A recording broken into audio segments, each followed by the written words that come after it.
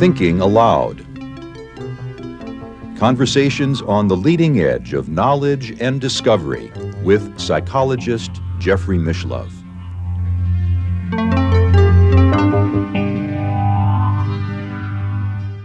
Hello and welcome. I'm Jeffrey Mishlove. Today we'll be exploring the reliability and strength of remote viewing. My guest is Russell Targ, who is the author of The Reality of ESP, a physicist's proof of psychic abilities. Also, Limitless Mind, a guide to remote viewing and transformation of consciousness. He co-authored 2 books with Jane Catra called Miracles of Mind and The Heart of the Mind. He co-authored a book with J.J. Hurtak called The End of Suffering. He co-authored a book with Hal Puthoff called Mind Reach, with an introduction by the great anthropologist Margaret Mead. And he co-authored The Mind Race with Keith Harari. He's also written an autobiography called Do You See What I See? And he has produced the video documentary Third Eye Spies. This is an internet interview, and now I will switch over to the internet video. Welcome, Russell. It's a pleasure to be with you once again. I'm very happy to have a chance to chat with you. I know we've had many conversations, but this one I think is especially important because even within the parapsychology community, there are people who are skeptical not only of the strength and reliability of psi and in particular remote viewing, but there are parapsychologists who, after decades, are still unwilling to commit to the idea that psi exists. That's very amazing. It's true. 10 years ago, I received an award for my career in parapsychology in Paris. And I talked about the work we did at SRI for a decade of remarkable events. And I said, by the way, of the 100 people here, is there anybody here who is convinced that something like ESP exists? I had 3 hands went up out of 100. And I said, why have you guys spent your lifetime doing this if you're not convinced anything like that is there? And what had occurred to me later on, as I was thinking about talking to you, is that psychic ability is like radioactivity from a physicist's point of view. I spent many years, as a graduate student, I was working on atomic physics. And I might tell you that from my studies, radioactivity is really a very powerful ingredient, and we should all know about it because it's important and powerful. And you might say, well, I've heard about that, and I went out into my backyard and shoveled a whole ton of uranium oxide into my basement, and my house is as cold as ever. That radioactivity doesn't do a damn thing. And I think that psychic abilities are like that. There's certain things you can do with psychic abilities, like find a Russian submarine or a downed airplane or your friend hiding a mile away. But what you cannot do is read the serial number on a dollar bill. So if your criterion for psychic ability is that you've got to read the serial number on the dollar bill, then you're right that ESP doesn't work. So I think that the people who are dubious about the existence of psychic abilities have heard amazing things, but they just don't know what to do with it. I think that's true. There are certainly a handful or more of researchers in the parapsychology community who get consistently positive results. You're such a person. We can name others. In fact, people with whom we're generally associated. Charlie Tart, Dean Radin. There are actually probably quite a few others. Stephen Schwartz. Stephen Schwartz is yet another person. And I suppose it's fair to say in your case, in the case of Stephen Schwartz, certainly, you had a background prior to getting involved in parapsychology of taking a deep interest in esoteric and spiritual culture. Now, in your case, I know you were involved with the Theosophical Society in New York City before you began a career in parapsychology. Yes, when I was a graduate student in physics, by day, in the evening, I would visit the Theosophical Society in Midtown Manhattan, and I got interested in Kundalini meditation, which I did for some years, till I discovered that they were right. You can really get into serious trouble if you meditate on the powerful forces that are available without a teacher. It's sort of a mystery to me why some researchers are so successful and others are not. You would think that over time, the ones who are not successful, like John Beloff was known as an unsuccessful parapsychologist throughout his career. You'd think he might have learned a few tricks and gotten better if it was a question of learning tricks. Maybe there's something deeper involved. Past lives. Yeah, I think it's probably harder to be psychic in Edinburgh. It's not known to be a psychic community. And yet the Scottish people are well known for what they call second sight. In the, the hills around Edinburgh, there are probably lots of psychic people. That's true. Maybe it's being a philosopher or a analytic philosopher, because he was certainly passionate about psychic abilities.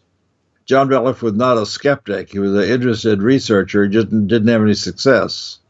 I think people who have been successful in parapsychology are often experiencers. When I was a teenager, I was on stage as a magician pretending to read minds, and I frequently would have a little flash of information about the person who I was pretending to do mind reading with. And since then, I've talked to Melbourne Christopher, great American magician, and the amazing Kreskin I had a long interview with, and both of them said, oh, yes, I'm sometimes on the stage. Sometimes I've blown a trick, and a little ESP will come my way and actually help me with what I'm doing. So it's not that magicians hate psychic abilities. They just don't like to see people on stage doing fake ESP and pretending that it's real. Well, Russell, one of the things that you point out is that at SRI in the remote viewing studies you did, you often served as the monitor, and that the role of the monitor hasn't been really studied or appreciated very much, but you point out examples of where your intuition about knowing just what kind of questions to ask a remote viewer while they're in the process of viewing seemed to make a difference. Yes, what I learned is that, first of all, you should be kind to your viewer and not pretend that they're a rat you're running through the maze. You want to treat them respectfully. And your job analytically is to avoid any guessing.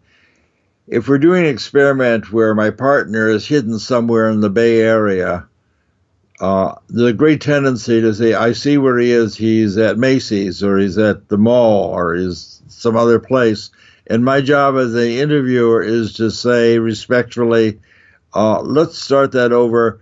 Don't guess what you're thinking it is. Just tell me about your experience.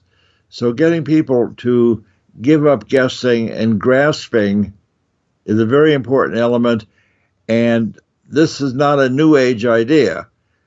Padmasambhava, who's in the corner behind me right now, in the 8th century wrote a book called Self-Liberation Through Seeing with Naked Awareness. It sounds very new age, but it was written 1,200 years ago. And he's helping you move from your present state of suffering into a peaceful state of timeless awareness. And in order to move to timeless awareness, said Padmasambhava, you have to give up your desire to name and grasp the things that you're experiencing, because naming and grasping is the enemy of timeless awareness. So that was entirely understood in an analytic sense 1,200 years ago.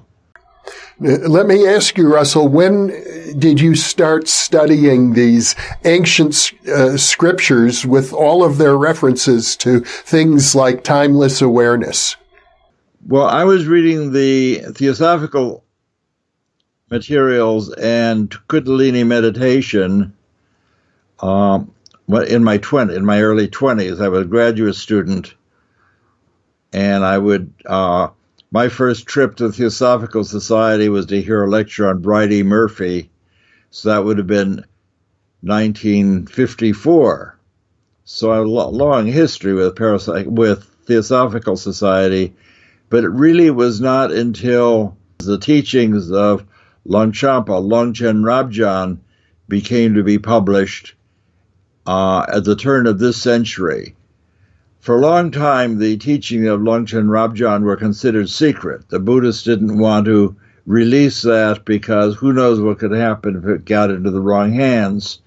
And then eventually, the powers or the Dalai Lama, whoever decided these things, decided that these things are so difficult to read that they're really self-secret.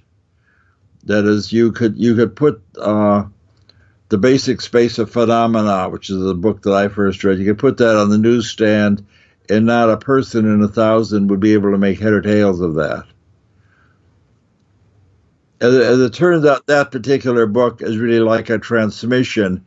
I read that at a time when I didn't know anything about Dzogchen Buddhism, and I finished that book and I said, that's a remarkable book. That's self-evidently true. Of course, there's some things I don't quite understand, but a decade later, when I reread that book, I realized that this was a transmission.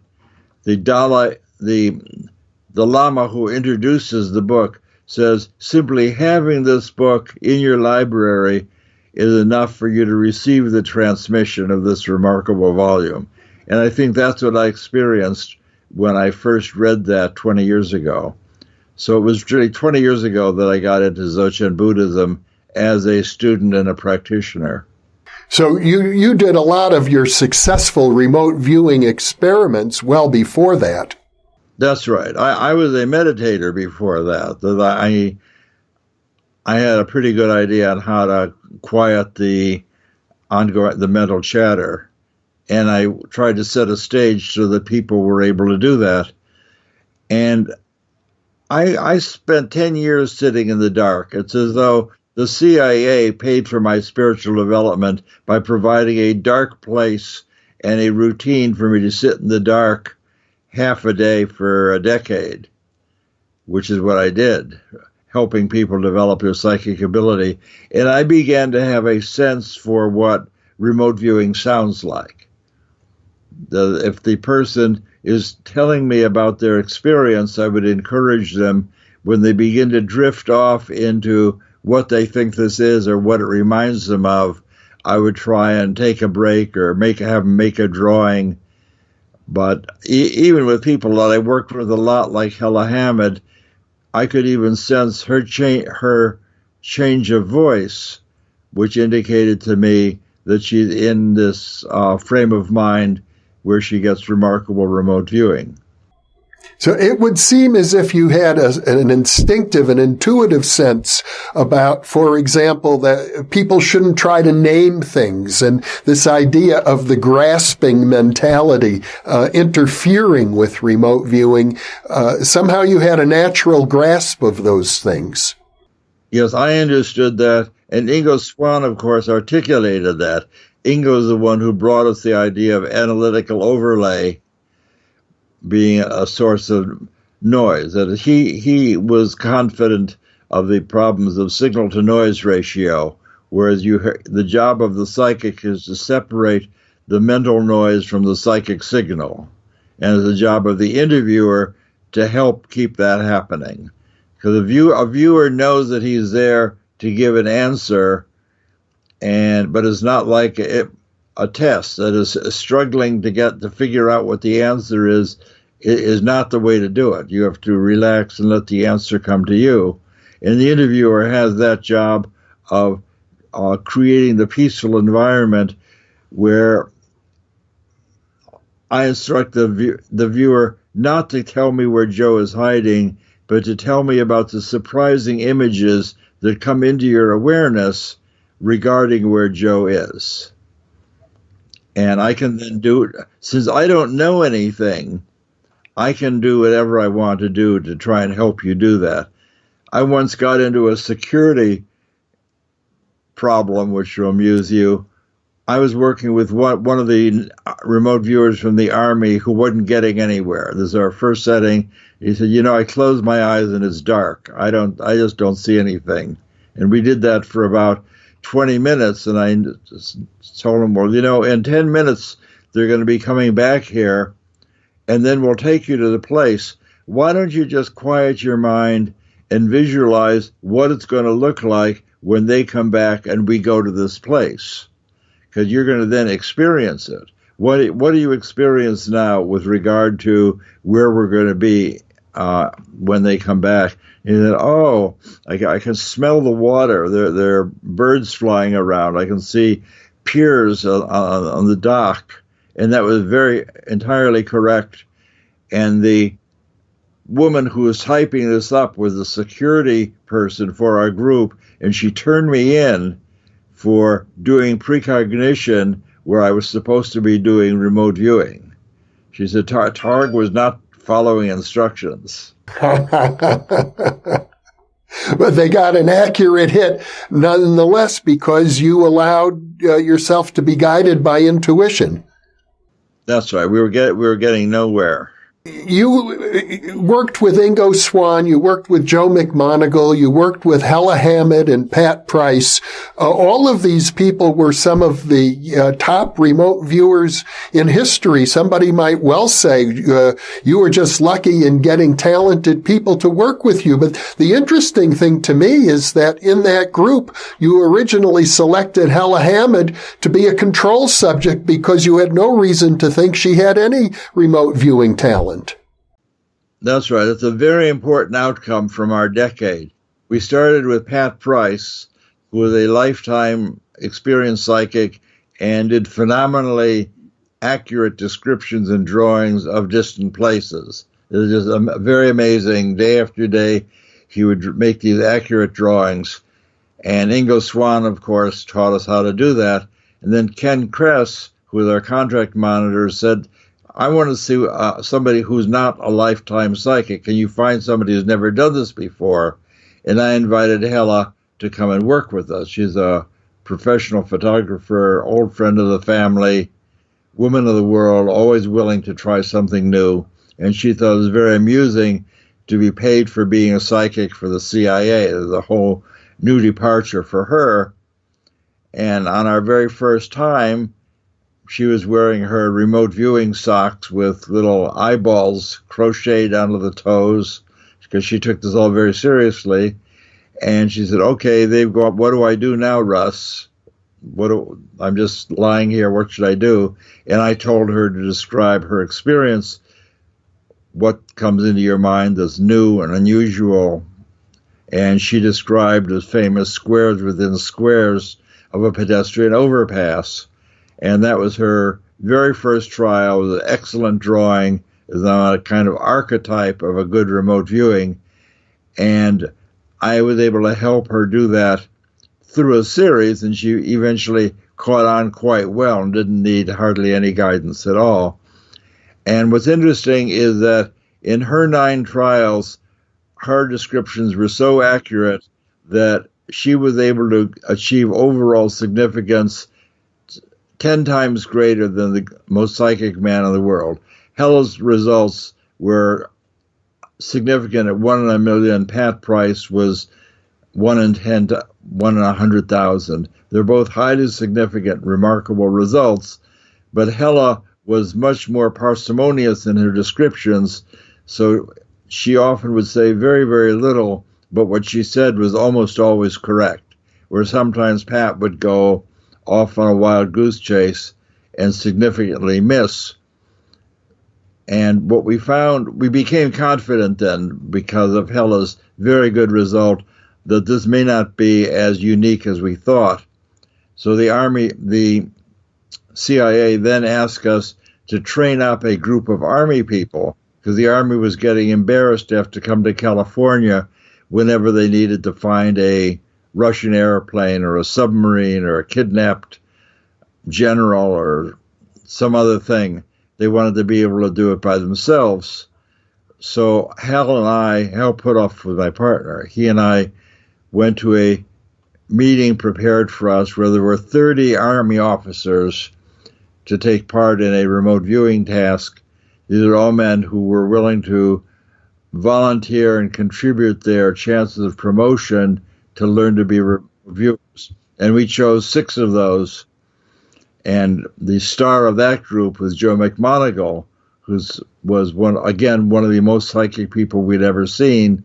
But there were 6 people in that group who had never done remote viewing before.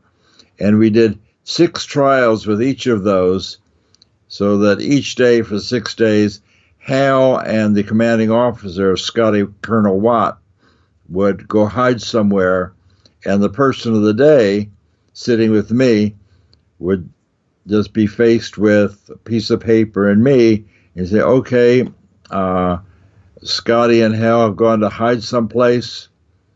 Could be a bowling alley or a boat dock or a church or anything in the rich Bay Area. And we did 6 trials with each of these 6 guys. So we did 36 trials. And since their rank order matched, best to worst, you would expect each guy to get 1 right. So you would expect 6 first place matches, one from each of the 6 people. We got 19 first place matches, which is odds of like 1 in a million for this group of people. They're highly significant. If you wanted to measure the effect size, you take the number of standard deviations. In this case, you had 4 standard deviations divided by the square root of the number of trials. So it's 4 sigma divided by the number of trials, square root of 36.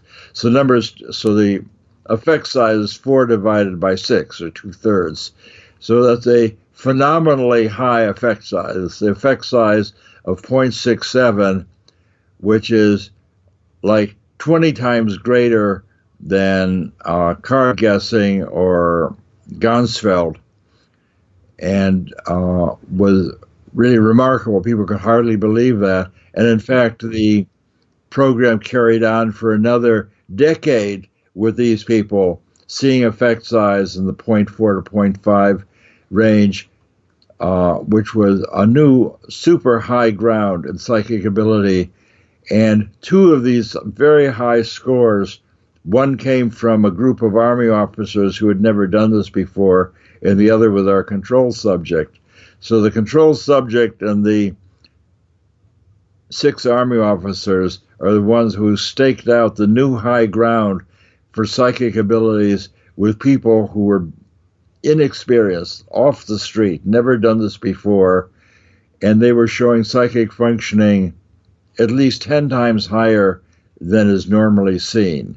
So the idea is that remote viewing in this free response format of a viewer working with an interviewer may be a new approach that can tease out really reliable and useful aspects of this hitherto fairly random phenomena.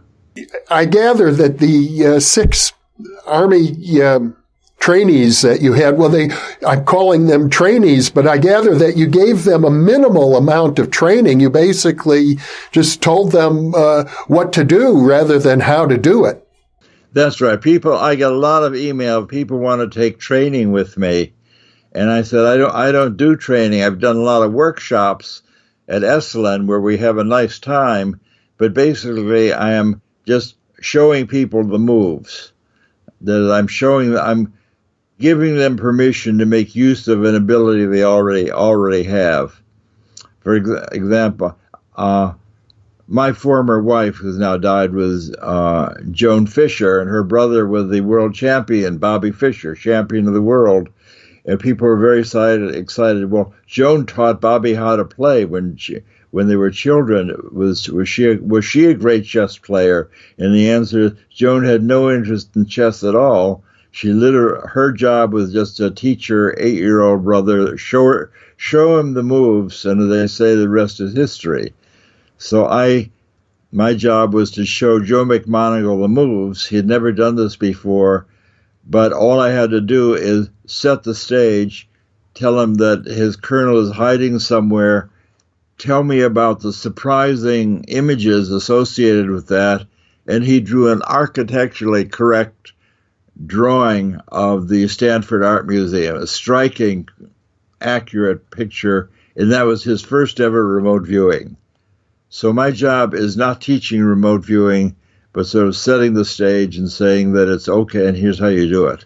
At the same time, though I understand that Ingo Swann and your partner Hal Puthoff did develop a training program. Yes, they have I'm not sure that Hal was involved, and Ingo and I quarreled over that. Ingo's training program involved his sitting with a viewer of the day, and Ingo would have a picture, and he would try and guide the viewer to get images that corresponded to what he would see at a later time. However, Ingo knew the answer, and we considered that extremely bad protocol for several reasons. First of all, what you're doing, you're teaching the person to read Ingo's mind. So he's going to look and see what kind of images he gets from Ingo by mental telepathy, and we think that there is such a thing. But you're also teaching him to look into his future, and very often a viewer will not get feedback. So one of the important things that we know is that although feedback is helpful when you're learning, it's not essential to a later remote viewer. You don't need feedback. So the fact that Ingo is sitting in front of a picture, face down presumably, and trying to guide the viewer to experience that picture, I thought that was a terrible protocol, and I would never do that. It's not necessary. So I felt that that's sort of an anti-training procedure. I had a housemate once who was a spiritual healer and doing intuitive diagnosis. And she said, well, I could teach you to do that. And I said, oh, good. So she said, well, I'll come over and I'll write the name of a person on a card. And I said, no, write 3 people's name on 3 cards. And when you come, we'll shuffle them up. Because if I'm sitting across from you describing somebody, I don't want you to know that answer and be pushing your view of her diagnosis. I want to make contact with the person through the card as an address. And that seemed to be a very, very recherché, very obscure problem that I was making. I don't think that my teacher ever understood what the problem was. But it turned out that intuitive diagnosis is very easy to do. And although we don't understand its mechanism any more than we understand the mechanism for remote viewing, I included an intuitive diagnosis session at the end of all my workshops. Doing an intuitive diagnosis of a person whose name is on a card is even easier than doing remote viewing of a location of a picture in an envelope. It's a more natural thing, and people are really blown away that they can do such an accurate.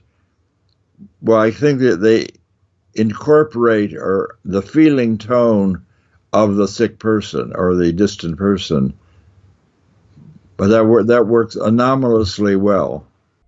Now, you've been doing workshops all over the world now, and you've been doing that for decades.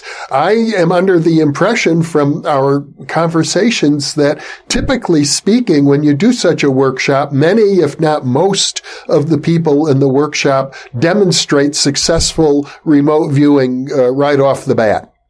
That's right. I've done a lot of these things in Italy and in Esalen and other places. I had 1,000 people in a so-called workshop in the desert recently. And what I always tell the people, you don't have to worry about anything. I will guarantee that everybody here will either have a psychic experience or see something psychic. And the producers of the workshops are always very alarmed that all these people are going to want their money back. But I've never had anybody ask for their money back. Not that everyone has a great psychic experience, but either the person themselves will have enough intuitive connection with my target, or their nearest neighbor will have done something, so that everybody feels, even in a big group like that, they feel like they've had contact with the target. So my feeling that I've gotten more confident about that over the years. Maybe I've become more knowledgeable about what's available, or more skillful about how to do that. But I've gotten more courageous about what I'm willing to tell people is going to happen. Russell, a thought just popped into my head. In fact, a phrase that I don't recall ever even thinking before, and the phrase is a psychic catalyst, a person around whom lots of psychic events occur, even if that person themselves is not highly engaged in psychic functioning. Now, I know you have been a successful remote viewer from time to time, but I think that possibly you yourself are functioning as a psychic catalyst, so that people in your presence seem to do better. Well, there's a whole group of so-called psych-inducive experimenters. I was once in a workshop with William Broad and Marilyn Schlitz and Dean Radin talking about psych-inducive experimenters, because there was a time, this is maybe 30 years ago, where a sizable proportion of the published data belonged to just a handful of people. And I think Dean Radin thought that was interesting. Maybe we should get those people together and see if they're doing something similar to one another. For example, Marilyn was involved in an experiment at Duke University with Ramakrishna Rao.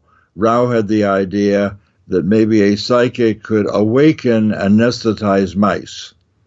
If the mice anesthetized, and they then would be, these little furry bundles would be divided. Half would go to Marilyn and half would go to Rao.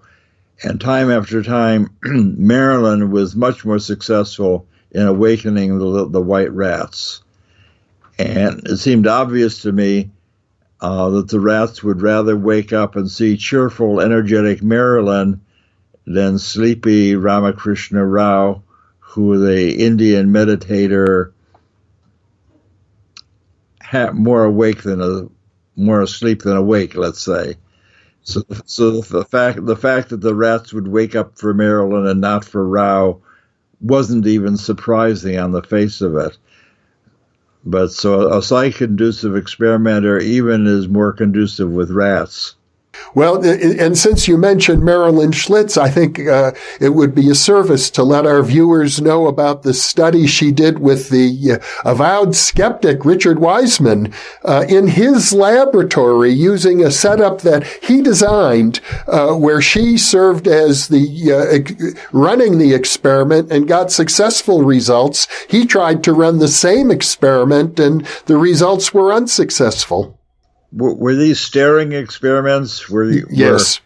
Where one group of people would be stared at by the experimenter, and you measured their brain waves or skin resistance, and the experiments that Marilyn had published several rounds of this with William Broad successfully, and she had done them successfully by herself. And when she was invited to, London University or Birkbeck College, she did these with Richard Wiseman.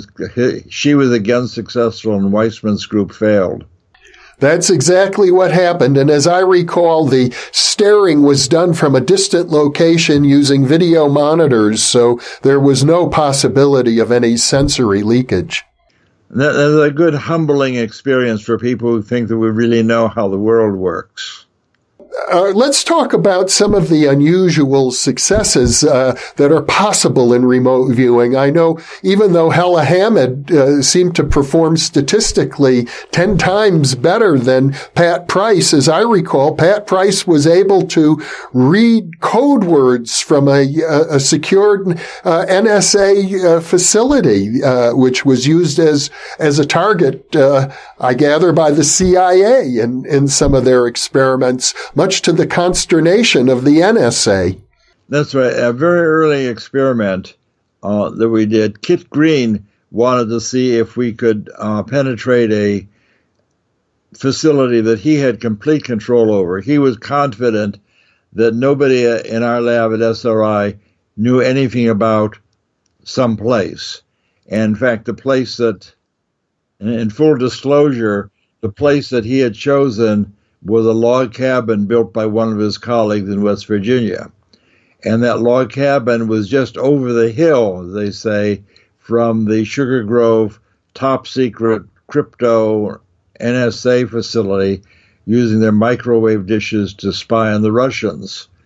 So both Pat Price and Ingo Swann were given the geographical coordinates of this place. Probably the coordinates would be indistinguishable from the log cabin, that the Sugar Grove was probably indistinguishable from the log cabin and the coordinates they were given.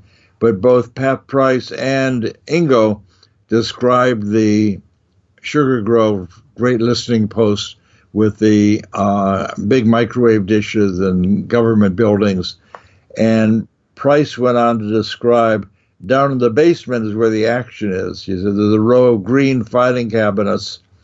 And I can read the names on the files, and it says this is something called 8-ball and rack up and pool cue and 14-ball, a whole bunch of things pertaining to billiards.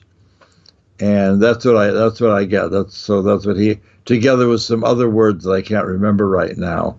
But all of those appear in our film, Third Eye Spies, where we have the whole list of what Price was able to dig up from Sugar Grove. And we gave those to Kit Green, and he was shocked because he was looking for a log cabin. But since Pat and Ingo both described the same thing, he thought he would drive up, look at the log cabin, and follow the road past the log cabin.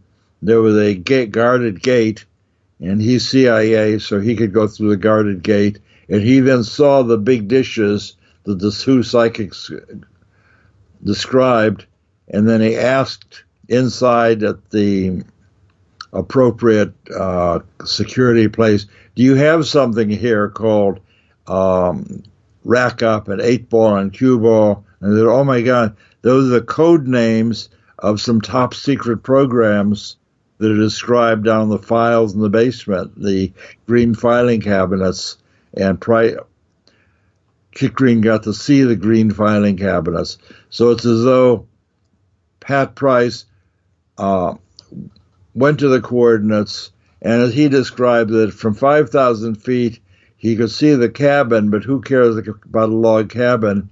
These secretive CIA guys wanted to know probably about the government facility. So he went into the government facility and went into the building. And he had total control over what was going on there and was able to read those things. And as you say, the NSA was angry, not with us so much, but with Kit Green. They wanted to know basically, why would you at the CIA have California psychics penetrate this top secret facility? Don't you know better than that? So we had a very acrimonious meeting of NSA and CIA and Pat Price at our facility. And the NSA guy turned to Pat and said, if you're so psychic, why didn't you go where the coordinates said? And he said, well, in psychic space, the more attention you have on hiding something, the more it shines like a beacon. And your facility was much more interesting than the log cabin. Parenthetically, isn't it the case that after all of that happened, the Kit Green or others in the CIA decided that they wanted Pat Price to work directly for them rather than with you at SRI? Well, that happened shortly after that. The next thing we had with Pat Price is that we were given coordinates of a R&D facility in Russia. That's what we were told. And I then went with Pat into our little shielded room, like a phone booth covered with a copper screen. And Price said that he feels like he's lying out. See, I didn't have to cue him up. I didn't have to tell Pat what to do. He would just drink his coffee, close his eyes, and say, well, I feels to me like I'm lying on top of a building. It feels good to be in the sun. And I see a giant gantry crane rolling back and forth over my body. Gantry crane is a huge crane, 8-wheel gantry crane, 4 wheels on either side of the building. I've got to draw this. And it came to pass that the crane that he drew is a very, very good match for the principal object in the top secret photograph that the CIA brought with them to show us. And they're very impressed. And I said, okay, you passed the first test. What we really want to know, and it's always that way with the customer, no matter what miracle you do for him, the first thing he says is, well, that's very good, but what I really want to know is something entirely different that I didn't ask you. So what he really wanted to know is, well, what are they doing in the building underneath this crane? And Price leaned back in his chair and polished his glasses, much to the amusement of Ken Kress. He said, well, why are you polishing your glasses to look into Soviet Siberia? And he said, well, I see better with my glasses clean. And Price went on to describe, and I'm sitting with him in the little shielded room, and Price says, I see that they're trying to construct, there are a whole group of guys in white coats, and they're trying to weld together a giant sphere, and they're making this sphere out of gores, which are little orange peel slices. And I knew what a gore was at that time, so I understood what he was saying. And in the eventual description of this by Aviation Week, they also said that these 60-foot spheres are made out of gores, and we thought that that was a pretty obscure reference for Price to be aware of, looking into this thing psychically. He said, you've got these 60-foot gores that they're trying to weld together, but they're having a hard time welding them because they're so thick. They're trying to make a sphere out of it, and they're really having a hard time. And after that, they couldn't verify the sphere. In fact, the sphere was not known about for sure until 2 years after Price's death. So this is a very important example of somebody who described an item very accurately and definitely received no feedback from it, because no one, and in the film, Kit Green says, you didn't get any feedback because nobody knew anything about the spheres until 2 years later. So it's a very secure experiment. But the Aviation Week article talked about the gores and the problem they were having welding them together. So that was really a very amazing thing that I can testify that I was sitting with Pat as he was talking. He's sort of empathizing with these poor guys who couldn't weld it together because it was so thick. He was really there watching the welding going on. And the CIA was so impressed. They felt that this guy, Pat Price, is too psychic and really too dangerous to be left with the hippies in California. That as Kit Green didn't really trust me, he said I was too enthusiastic. So it was too dangerous to have a guy like Pat. See, Pat Price had the potential for reading the nuclear launch codes in the pocket of the president and starting a nuclear war. As Price demonstrated that he could read things with great accuracy. So he was in a sense, Price was viewed as an omniscient person, and they wanted to get Price out of the hands of the hippies in California.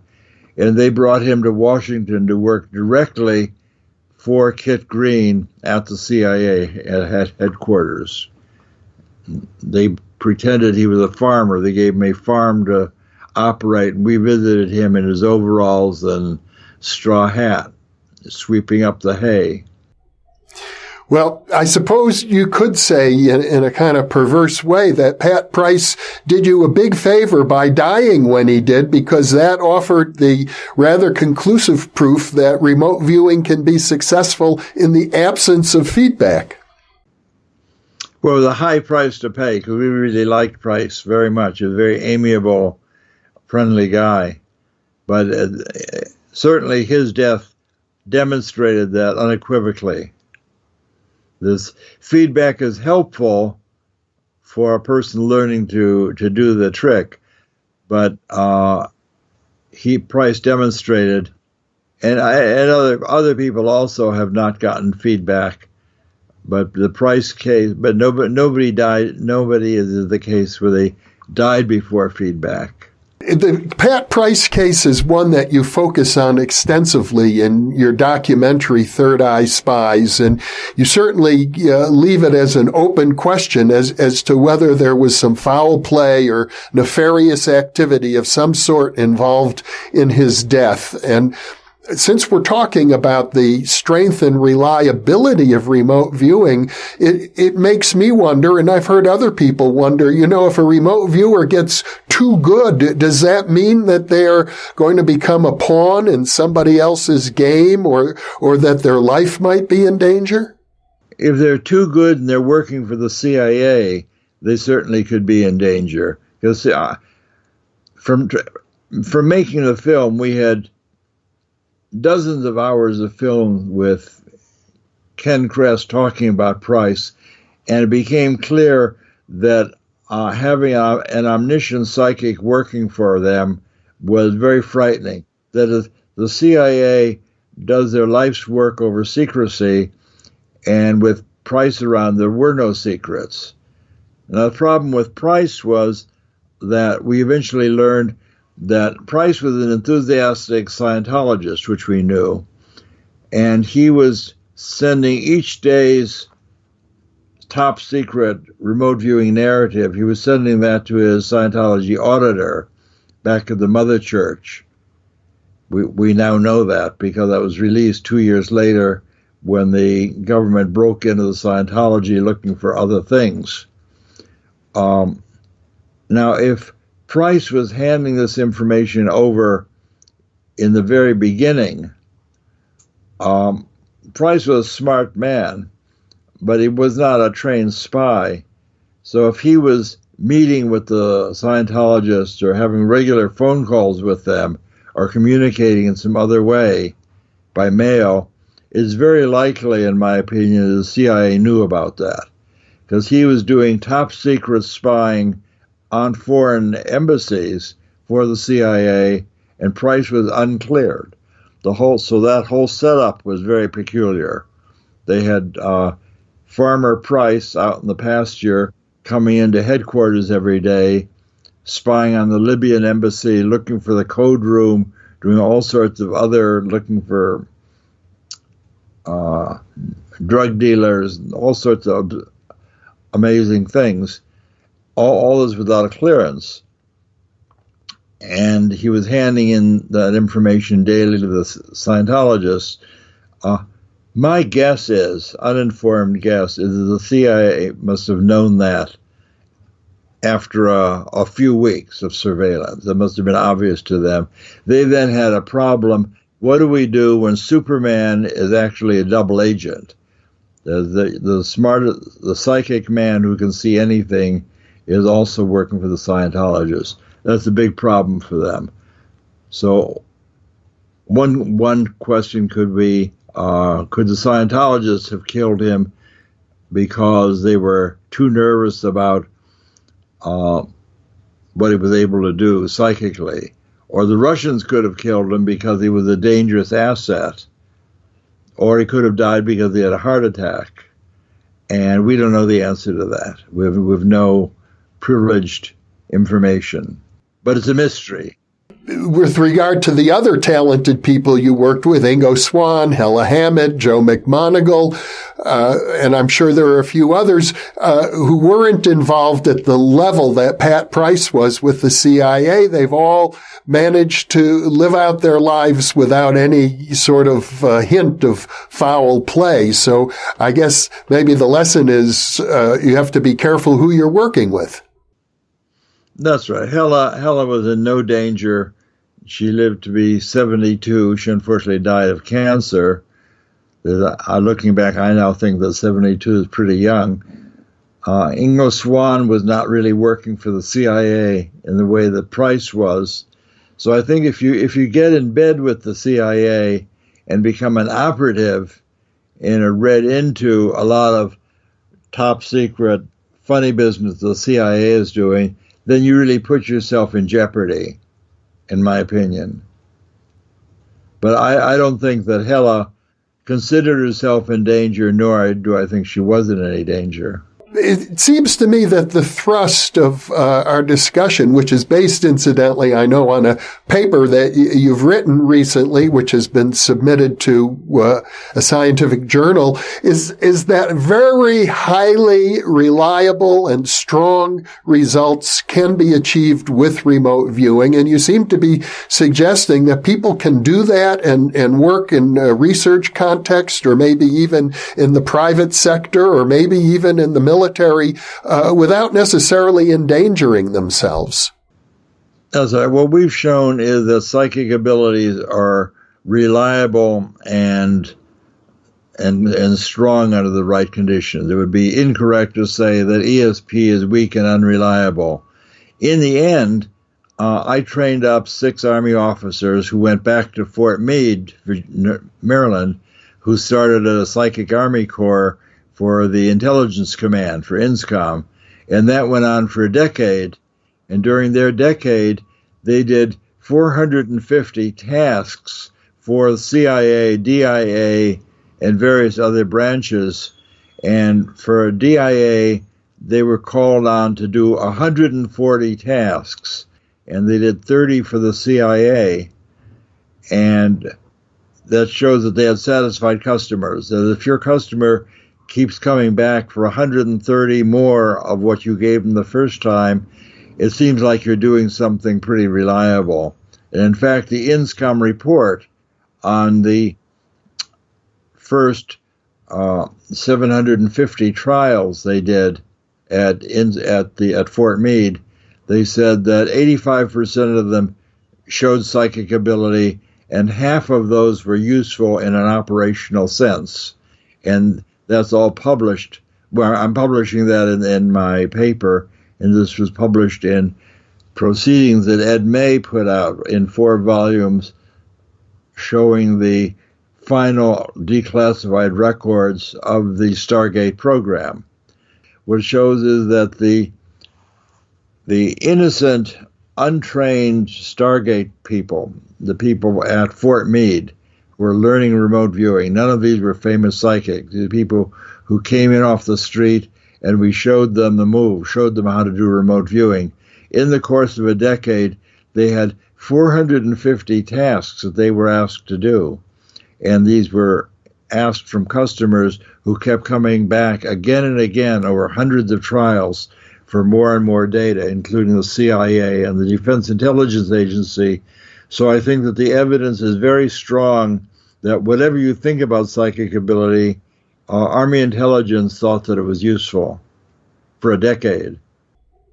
Well, wouldn't it seem logical to you then, Russell, given that track record, which has been published, it's quite demonstrable, that remote viewing would be more widely and publicly applied today in the private sector, in the educational arena, and of course, the government as well. It would seem to me that with that kind of a track record, the government would be foolish not to continue with remote viewing.